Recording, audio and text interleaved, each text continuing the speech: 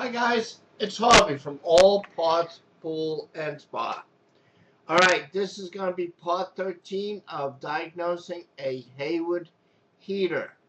I can't stress enough that you go to part 1 and part 2 and just keep on following along. We're reading basically page for page what the manual says. And that's what I always say to people. Read it page for page, word for word, basically. I don't do it with you guys because it's here. You guys know how to read. All right, first thing I want to do, and this is the most common one I see out here. I really do, okay? This is a biggie for a new install.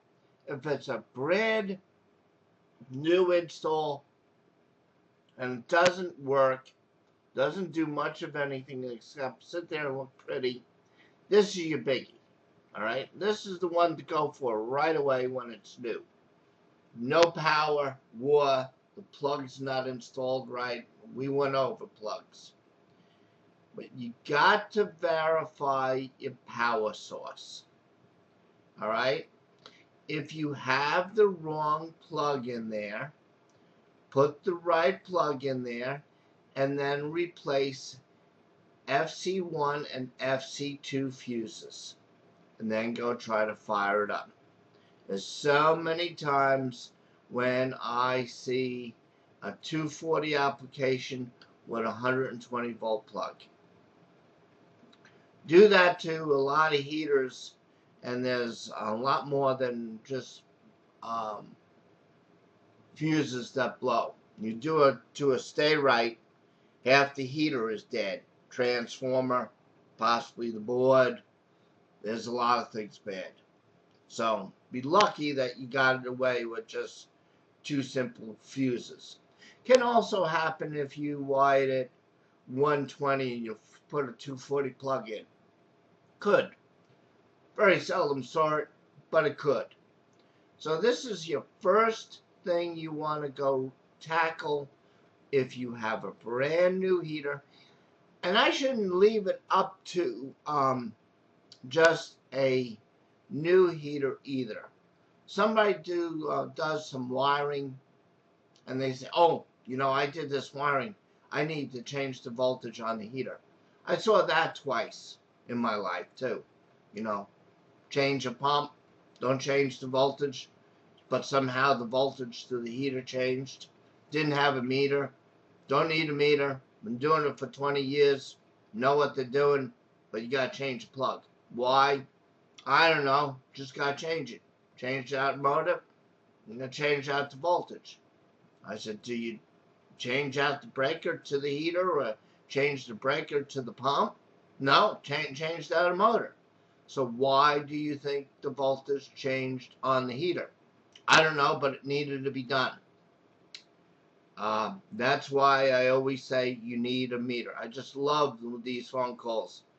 Put a heater in, I wired it up, smoke came out of it. Okay?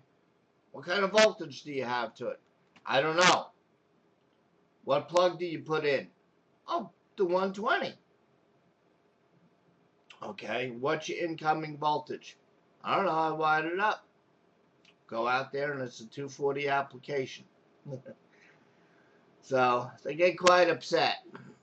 So, like I said, the key things you want on these heaters, I can't stress it enough, is a good meter with an amp probe and a manometer.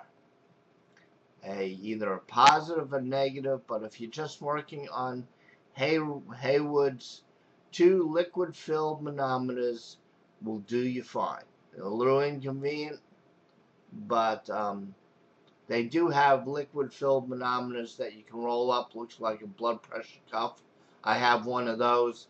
I really don't like it because in the summertime it doesn't roll up nice and it crinks and you know it gets old and gets folds in it and liquid doesn't seek its own level anymore because the tubing is starting to kink and I just don't like them. They look neat when they're new. I did buy it, but after about a year and a half, need to throw them out, and just spent $200 every year, for a liquid manometer. So it's really up to you.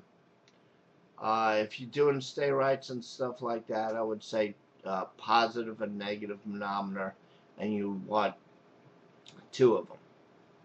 Okay. All right, guys. We'll see how far we get today on training. Again, don't forget about pool and spa talk.